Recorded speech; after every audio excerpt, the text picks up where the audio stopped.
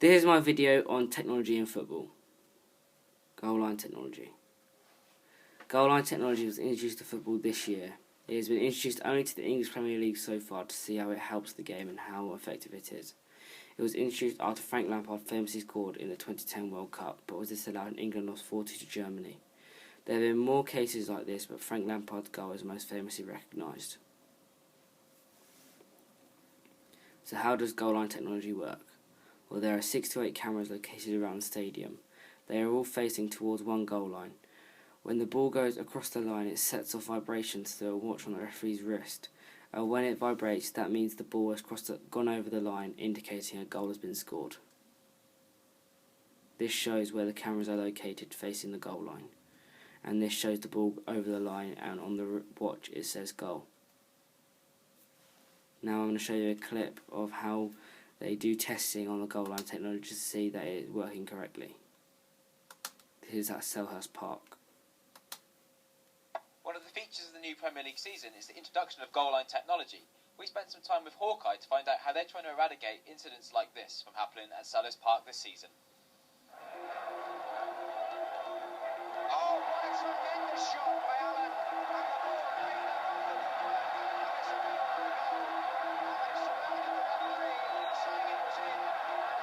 He clears it long.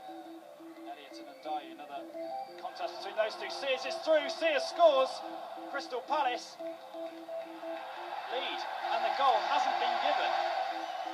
Hopefully incidents like that are now a thing of the past now that goal line technology has been introduced. As soon as the whole of the ball crosses the whole of the line, a sensor goes off in the referee's watch, indicating that a goal has been scored. The system works using 7 cameras located at each end of the stadium. Each produces an image, which, if the ball is found inside of it, can track it, and then work out within a second if the whole of the ball has crossed the line. It relays this message back to the referee via his watch. So what exactly are you actually testing here today?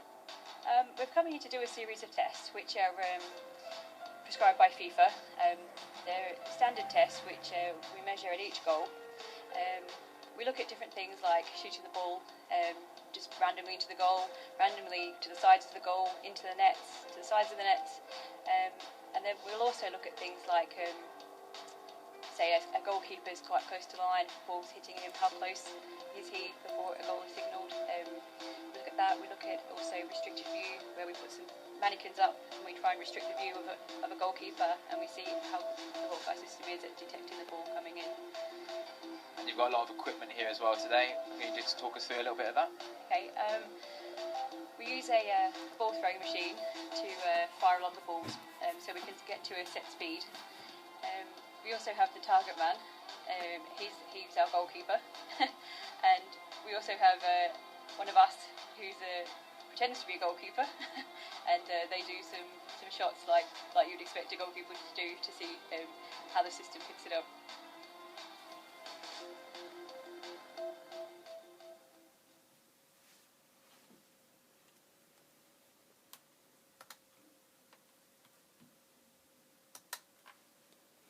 So now we're going to move on to football boots.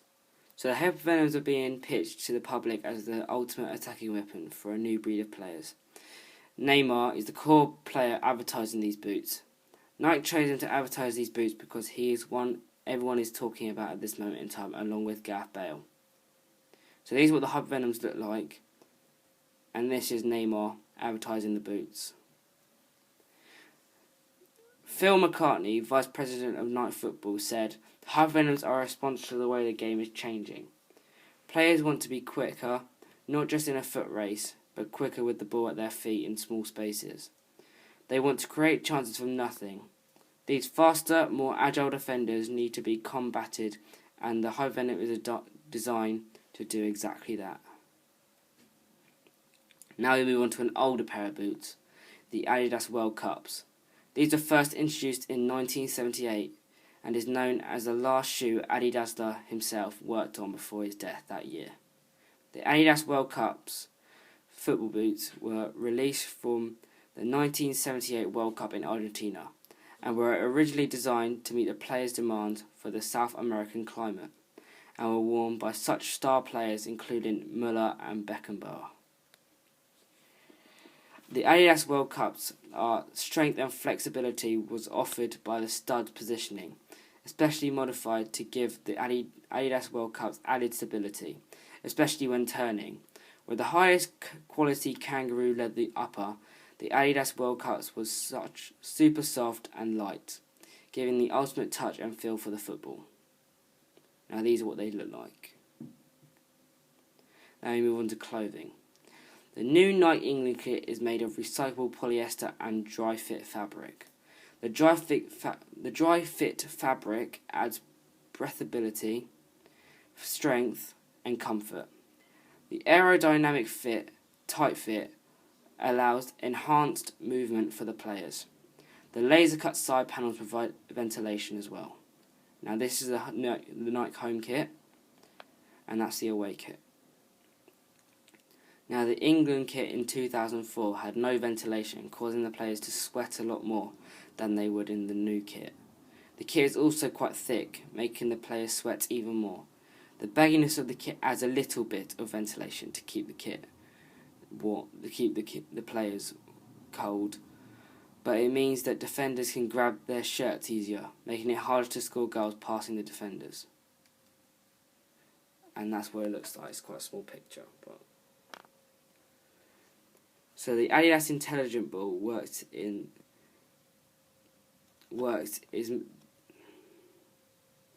let me start again.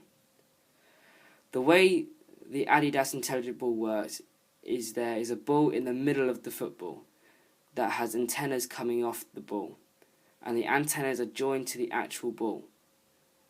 When the antennas pass, the line is sent off a message to a computer, which tells the officials that the whole ball has crossed the line, therefore it stands as a goal. And this is what it looks like. You can see the antennas coming off of it.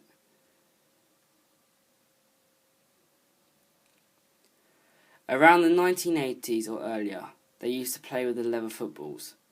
This is very difficult compared to what material. This is very different compared to what material balls are made of now. First of all, leather is a very heavy material and doesn't bounce much. Today, footballs are very light and very bouncy, making the ball a lot more and being harder to judge for footballers. Another thing about the leather ball is the laced part of the side of the ball. This is to keep the ball outside casing tight. Today's footballs have fine stitching keeping the outside of the ball tight. And this is what the leather ball looks like. Media has a huge influence on sport. For example, a number of years ago, people had to wait till the next day's paper to come out to read whether their team had won the day before. Today, we have various ways of finding out the scores through BBC Sport, Twitter, official websites, etc. Also, the increase in games being televised has made a lot more people get into the game of football, making it more and more popular.